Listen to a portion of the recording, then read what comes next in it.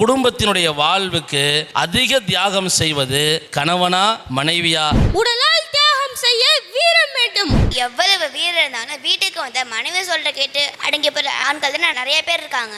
ஒரு ஆண்மகன் எப்போது குடும்பத்திற்குள் கணவனாக வருகிறானோ அப்பவே அவனை சுற்றி கஷ்டங்கள் எல்லாம் ஒட்டிக்கிறது. பெண்கள்லாம் கருப்பாம்பூச்சை பார்த்தாலே பயப்படுவாங்க. குடும்பம் என்பது பெண்ணாதானே உருவாகிறது. தனியாய் இருந்தவனுக்கு துணையாய் வந்து இன்னும் 10 மாதத்தில் குழந்தையும் பிறந்து விட்டார். பெண் சேமித்தால் நகை, ஆண் சேமித்தால் புகை. குடும்பத்திற்காக அல்லும் பகலும் உழைக்கும் அந்த ஆண்மகனின் தியாகம் சாதாரணம் அல்ல. தீய எண்ணமுடைய மாமியாரோ நாத்தனாரோ அமைந்து விட்டால் அவர்களால் ஏற்படும் தொல்லைகள் கொஞ்சமா நஞ்சமா? இப்போ உங்க அம்மாவுக்கும் உன் மனைவிக்கும் சண்டை வந்தா நீ யார் பக்கம் நிற்ப? அவர் சொல்ற நான் பீரோ பக்கம் நிற்பேன். சுதந்திர பறவையா சுத்திக்கிட்டு இருந்த ஆண்மகனை ஃபேமிலி என்ற வட்டத்துக்குள்ள நிறுத்தி வச்சுட்டு பேய் முழிக்க விட்டாங்க நடுவர்களே. தான் குடும்பத்தையே நினைச்சு வாழ்ந்து தன்னை பத்தி கவனிக்காமல் போன ஆண்கள் இருக்கிறார்கள்.